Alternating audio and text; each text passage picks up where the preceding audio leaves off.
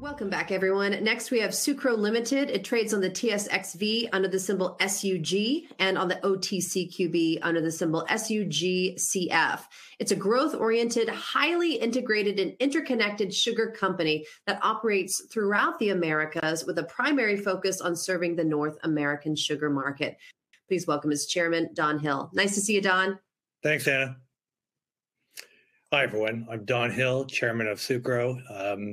And let's jump right into, the best way to look at Sucro compared to the, legacy environment or other refiners in the industry. We show a picture there on the left of an old refinery built in 1854. Although that refinery is closed, there is actually multiple refineries that operate across North America that are still being used from the 1800s. In fact, our largest competitor in Canada, and actually the only other publicly traded sugar company in North America, it uses 2 refineries to produce 100% of its cane sugar in Canada. Both of their refineries were built in the 1800s.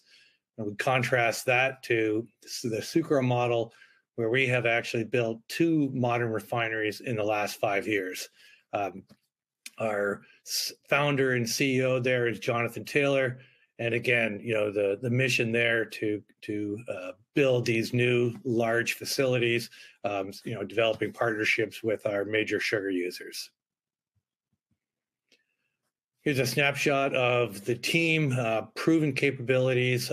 Jonathan Taylor, obviously the founder and CEO, leading the management team, and myself as chairman, leading the board of directors. All of these individuals have significant industry experience in the sugar category and committed to our strategy of growth in the sugar industry.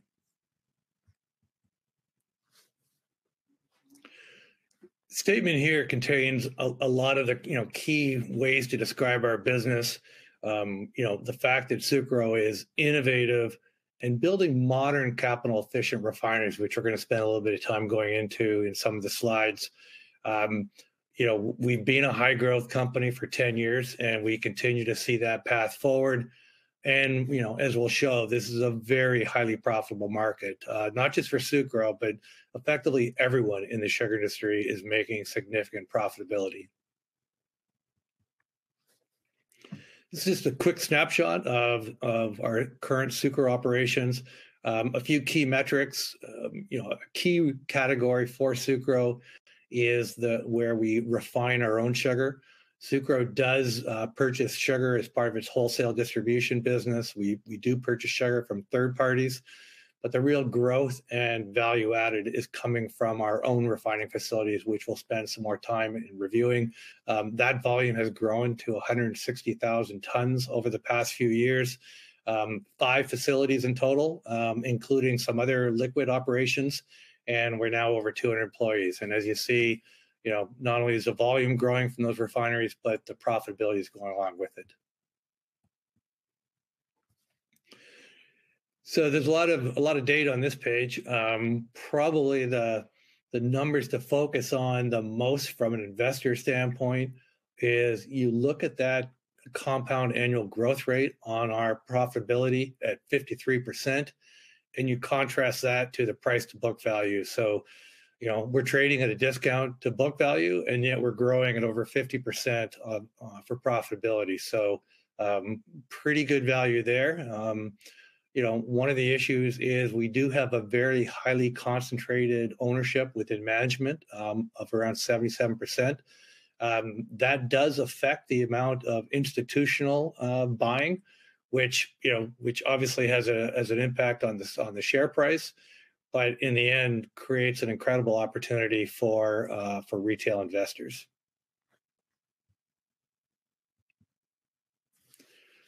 So I think the thing to highlight here is, again, this is a business that is only 10 years old, and going back to our founder and CEO Jonathan Taylor, just to kind of emphasize how special or unique this is. In the past 100 years, no individual has started up and created a sugar business like Sucro has today. In just 10 years, we've established a business that's gone from 0 to really around 500,000 tons.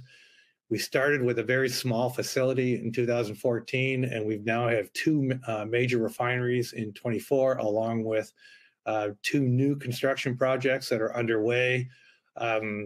We've expanded the product line across the board, and just again emphasizing how unique this is.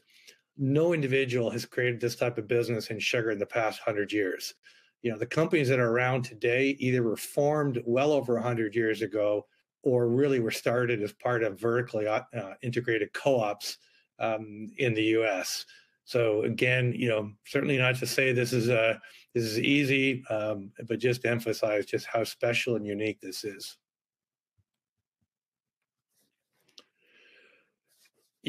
One of the interesting things about the sugar market is just the size of it. You're looking at around 13 million short tons in the U.S., around 1.5 million metric tons in Canada, both growing, which we'll talk about in a second, and both pretty much underserved. There is refining capacity needed in both countries to meet to meet the demand that's been growing steadily. And one of the issues that I think a lot of people that are new to sugar have a hard time kind of wrapping their heads around is just the fact that sugar is a growth category. I think we've all seen, articles and stories about sugar that may be on the decline or people trying to reduce sugar consumption. But the facts just, don't support that. Sugar consumption has grown steadily, and that trend has lasted, well over 30, 35 years, as the graph on the right shows. And I think the best way to think of it is sugar consumption just grows with population growth. In any country where you're seeing steady population growth, like, the US, Mexico, Canada, you're seeing that steady growth in demand. So it makes for a very, very attractive market category when you have that steady, strong, predictable growth. Sucro is active in the entire supply chain, going back from, originating in the sourcing side into logistics and, ultimately through right to the sales to the end customer. But the bottom line is the value that we create is really through the refinery operations that we've built. We're effectively producing either the same sugar or the sugar that our customers require. And these are customers that are the most sophisticated, largest multinational customers in the world. We're supplying them with the sugar that they want, that they need. And the key for us is we do it with significantly lower CapEx costs. So, anytime you've got a business where you're effectively earning the same profit margins, but with significantly lower CapEx costs, that's a great recipe for value creation. This is kind of a quick summary of just how we do compare to competitors. We tend to build smaller, more focused facilities. We go direct and supply industrial customers, which is 85% of the market. We supply bulk granular and bulk liquid sugar to those food manufacturers, and we do it with significant lower CapEx costs, which I'll expand on in just a second. The key is we also provide flexible production to our customers, or that we enable to produce sugar to meet their demands. And a good example of that is, for years, many customers were forced to buy a brilliant white sugar from the refineries because the refiners had invested hundreds of millions of dollars into their infrastructure, and they forced that end sugar, that ultra refined, ultra white sugar onto food customers. Well, we've built a more flexible operation where we give customers the option, and if they don't want that ultra refined, fully white sugar, we give them an option to have that little bit higher color, a little bit less processed sugar, and in return they save some costs, because we save on the operating costs, we save on capital costs, and we can share that with our customers. And in the end, how many food customers actually produce white food products? Most food products tend to be an off-white in color, and so the sugar that we produce works perfectly in their products. We spend less money, the customers save money, so it's a win-win all around. And a good example, and these are real dollars. You look at the bottom of that page, we have a refinery that we fully filled the capacity in Hamilton. It's about 5 years old. We're producing just over 100,000 tons in that refinery today. And we did it for a fraction of the capital of what most refineries would be built for. You contrast that to a publicly announced expansion project through that public company I mentioned earlier, where they've announced a 100,000 ton capacity increase. The cost that they're spent, or the amount they're spending on that capacity project, is about 7 times the cost of what we built an entire refinery for. So again, these are facts that are out in the market today and just support the notion that Sucro is a significantly lower cost operation. Our facilities are bunched around the upper Great Lakes. We're currently in Hamilton and Lackawanna, which is just outside Buffalo, New York. We're building the new facility in Hamilton, and also a new refinery in Chicago. Perfect access in terms of reaching the highest population base in North America, which is right around that upper northeast part of the United States. Well served in terms of logistics. And we do have some advantages of utilizing our facilities together to minimize costs and enhance, the feedstock synergies between those facilities. As well, at the bottom there, we do highlight the fact that we are integrated across the Americas, where although most of our operations and sales are in North America today, we do access the sugar markets, both in terms of buying and selling some sugar in Central and South America, operations in Trinidad, Mexico, Colombia, and Brazil. So here's a summary of kind of where we are today in terms of the 2 refineries that are active. The Hamilton refinery that was built in 2018, active for really the last 5 or 6 years and is reaching its full capacity. And then the Lackawanna refinery that opened in 2022, and really we're just kind of a year and a half into that commissioning. So still, plenty of work to do there. But you're seeing the growth in the refineries from those 2 operations. I missed out the early part of the years, but you see the steady growth year over year. And what's interesting is not only are we increasing the sales and volumes from those refineries, but you see the margin per ton is increasing every year as well. Realistically, that margin growth will start to plateau. We're not forecasting or anticipating too much additional growth on that. But if you do the math about where we're taking the business, and we'll share that on the next couple of slides, look at that margin, and then if you can build that business up to 1 million tons, that's a huge amount of value creation that we're building through those refineries. This is really what's driving that growth going forward. And there's a few issues to talk about here. We talked, the Lackawanna refinery I mentioned is currently, in commissioning. We're about a year and a half into it, but that's a multi-year process to get that facility up to the full capacity that we expect. And then the 2 new refineries, the fact that we've got the new Hamilton refinery, major new refinery, eventually the long-term capacity expected of about 1 million tons. And then the Chicago refinery, new project that will be similar to the Lackawanna refinery in terms of its scope. There's a few interesting issues here is that, on the one hand, all this growth is just right in front of us. We don't require any government approvals. We don't require we don't have to go out and get a whole bunch of new customers.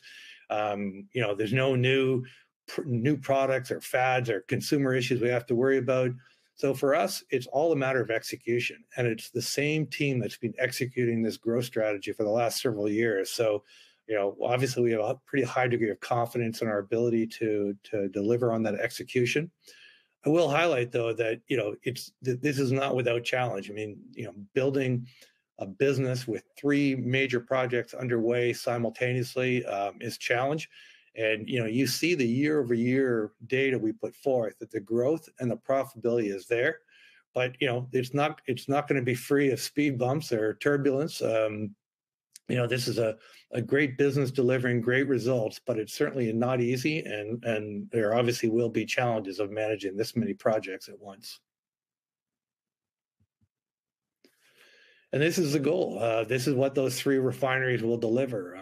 We see the the growth that we've achieved from last year up to 160,000 tons, but the goal is to take this business up to 1 million tons by the end of the decade. And again, if I reference back to the earlier graph about the margin, that 1 million tons at around $150 a ton, you're looking at $150 million of added value, added profitability. So, this is and it's right there in front of us in terms of the refineries that are being built. And the key is that we're building these. We don't have to rely on buying it from third parties. We've demonstrated the experience and the expertise in building these. And so that strategy of doing it it's all within our control and execution.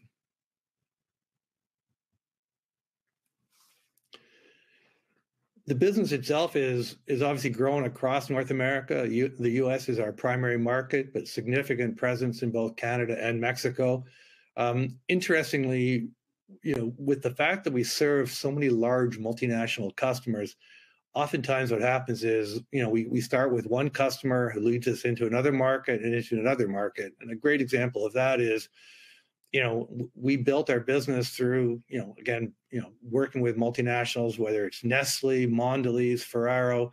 Each of those we started in Canada, based on the level of service and savings we created for them in Canada. We started working with them in the U.S.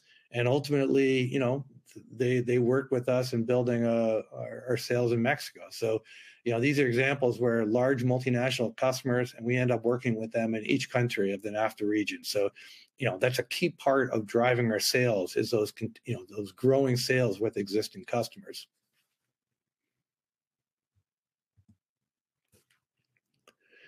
And I think, in terms of how we do it with these customers, it's pretty straightforward. We offer them flexible solutions in a market that they're not used to receiving that from their historical supply base. We talked about the higher color sugar, where that's just not an option they had received before from refiners in North America. So we give them that option. We create opportunities to save. And now we're moving into value-added opportunities. So the new refinery in Chicago is a good example where we will be creating some value-added manufacturing, and most of that production is almost pre-sold, given the demand that we have from those customers. And as I emphasized before, that once you start servicing these large multinational customers, it makes it easier to go into and expand into new markets. So even with these new refineries, we've almost got, ready-made customer situations ready to take the volume offtake from those new refineries. So just makes that rollout and expansion that much easier. Again, just kind of summarizing kind of where the business has been from 21 to 23, obviously significant earnings growth. Projecting pretty attractive growth continuing into 24. And again, just referencing that compounded earnings growth.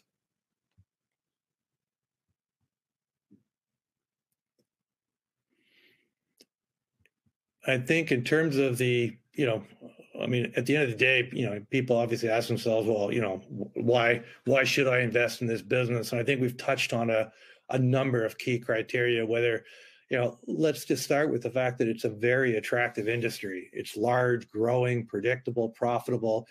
We're not pushing a rock uphill on this, that, we're effectively swimming downstream in terms of, being in a great industry. We think we've carved out a significant niche in the industry, but again, it helps that the overall foundation is there. And within that attractive market, we've built a proven track record. We've had significant profitable growth through every year of our 10-year history. And as we've shown on some of these slides, we've got no intention of slowing down. In fact, most of our growth is still ahead of us. One of the benefits as well is you've got a proven management team. This is something where the same team that's been executing and delivering on the growth to date is around and in place to execute on the strategy going forward. I think we've proved over the years that we effectively manage our capital resources. One thing to emphasize is, we're a builder. We're not buying other people's businesses. We're not buying other people's assets. We identify the supply chain opportunities and we build our own assets, and we've demonstrated the experience and expertise in doing that. So, it's it's a predictable strategy and one we expect to continue over the next few years. And notwithstanding the growth we've talked about to date, we do have a visible path to that future growth. There's still significant upside. And, ironically, even without that, or, with the growth we've demonstrated, again, going back to the fact that the share price still trades at a significant discount to book value. So, you're effectively buying a great company, a great stock, and you're getting this kind of growth effectively for free at today's prices. So it's a great opportunity. So Anna, I think I'll turn it back to you in case there are any questions. Great job, Don. We do have some questions for you. So Sucro went public at $11 a share late last year on the TSXV, but traded down below $7 before more recently climbing back up to above $8. So how do you see this path, and why do you think the share price has not reflected the full value of Sucro? Yeah, I think it's there's probably a few things, and I'll try to keep it mostly to us, but I think everyone would recognize it's been a pretty tough macro environment, particularly for small cap stocks. So I think, we did go public in a pretty tough environment. And I think more specifically around Sucro, it kind of goes back to the earlier comment I made that, I think a lot of institutions look at our business and, they love the business. They love the model. Obviously the growth and profitability is attractive. I think, though, that, the liquidity in terms of the number of shares trading has been a challenge. And I think that's limited the role that some institutions can play. And so, quite frankly, there hasn't been enough buying interest. And that's something, that we're focused on improving. And really, I think of interest to maybe this audience is the opportunity that creates by the institutional investors, if they're standing on the sidelines, it creates an opportunity for the retail investors to step in. And so I think, from our standpoint, at the end of the day, we just have to keep executing on our business. And I think we've demonstrated that, notwithstanding the public market, either support or why the price has declined, the business continues to grow, continues to improve. We build more, we build a profitability, and that's effectively how we've ended up at this discount. But from our standpoint, we're just focused on delivering and executing on our strategy. And Sucro has had 10 years of impressive growth. So can that growth continue at the size it currently is? Yeah, I mean, we get that question a lot because I think most people assume that as your business gets bigger, it just becomes more and more challenging to grow at those rates. I think we've almost found it, either the opposite or, that premise not to hold, in that, the bigger you get, it almost becomes easier in a sense that, you've got more customers coming to you. They, the word of mouth they hear, the value you add, the savings you create for other customers. Mm-hmm. And then I think, we've developed this expertise now in building these refineries. So again, we don't really have to go outside our strategy to achieve really significant growth that we've built. We've demonstrated we can build 2 refineries, and we've got 2 more underway. And really all we have to do is execute on building those refineries and the commissioning of those refineries and the continuing servicing of our customers. And that 1 million tons is going to materialize over the next 5 years. So, it's a very predictable growth strategy that we're pursuing.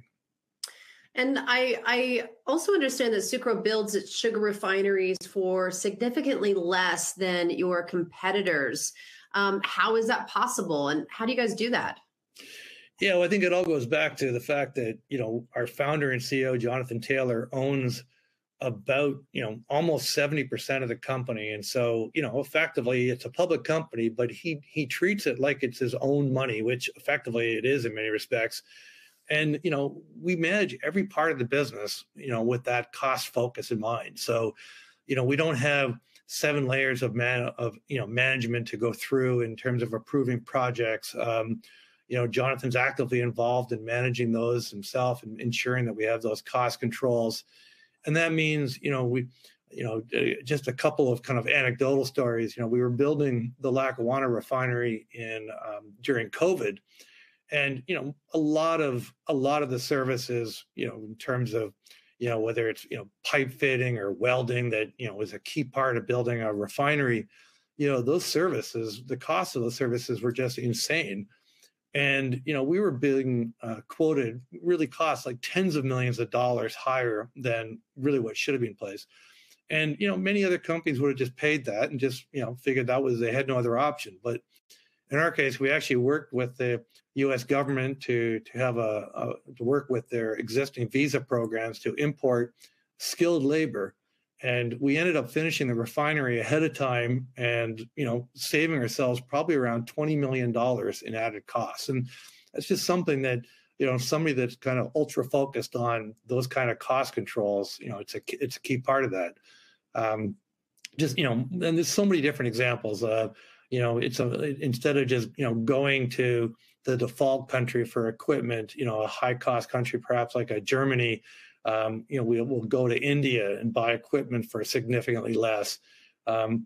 Another story where we're getting equipment delivered from India, and typically what would happen is you'd take these, significant pieces of equipment like vacuum pans, and we're buying the largest vacuum pans in the world.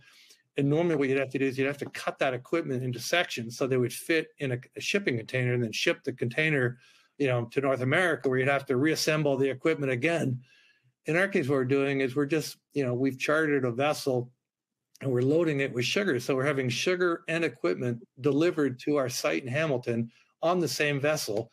So we save money three ways. We save money on not having to cut the equipment up. We save money on not having to reassemble the equipment, and we save money on the freight of not having to use expensive containers. So again, the evidence is there that just when you're kind of an entrepreneurial company and you've got a lot of management skin in the game and ownership, you keep a very, very close eye on the costs.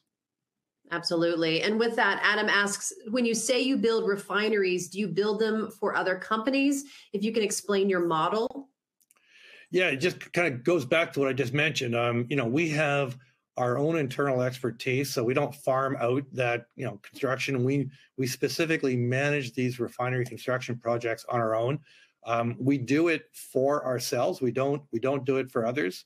So we start with identifying the market opportunity, and again, going back to in North America, you do have significant capacity needs in both markets, and so we saw the market opportunity years ago and, embarked on this strategy. But, so we focus on building our own refineries. We have the skill set to do it. We built the first two and have demonstrated and proven the model. And we've got our next two refinery projects in Hamilton and Chicago. But again, it's all in-house. We do it ourselves. And we believe it gives us a significant competitive advantage over our competition, and is a big reason why we don't do it for others. And Alan asks, when your refineries reach full capacity, are you in a position where you're limited as to the amount of volume you can deliver? Yeah, so that's a great question, and really kind of exactly what happened to us in Hamilton. We built our first refinery in Hamilton, and frankly, we kind of underestimated just how successful it would be. And the market reception and customer demand was phenomenal. So we really, we filled our capacity every year through the commissioning and realized that we had just kind of topped out on that capacity. And if we didn't embark on a different or, on another growth opportunity, that we'd be limited for years.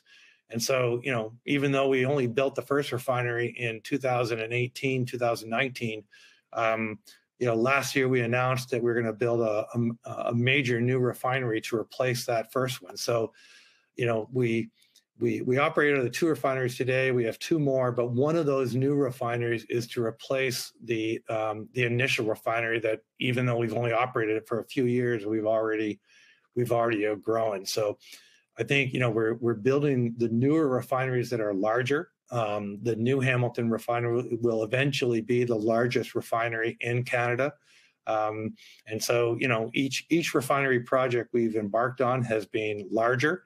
And I think at the end of the day, we're going to end up with a pretty close to even balance between the new refinery in Hamilton and the capacity of the 2 new refineries in the United States. Thank you for that. Derek asks how you're growing your market share and how broad is your demographic currently? Yeah, so the market share is growing. Again, it all comes back to adding the capacity which the market desperately needs, and then having a unique position in the marketplace where we're viewed as the refiner that is working closely with customers to address their needs, providing them the flexibility and supply chain solutions, and that's if you're saving your customers money and costs on their sugar, then it tends to be an easier path in terms of building your market share. And again, our demographic is really more, it's a business to business.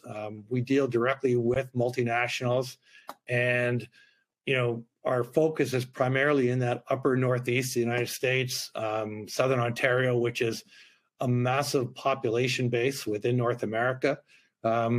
But again, as we grow, we tend to grow based on kind of where our customers,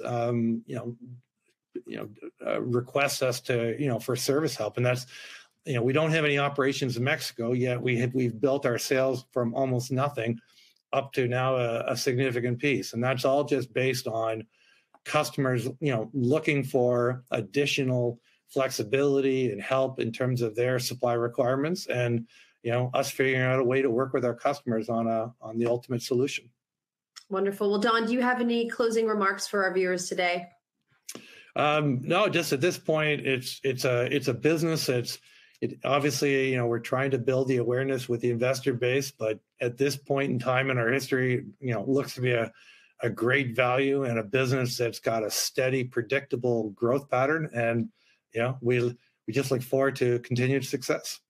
Wonderful. Thank you for your time, and we look forward to following you along with some updates in the future. Please join us again. Great. Thanks, Anna. All right, everyone, stay with us. We'll be right back.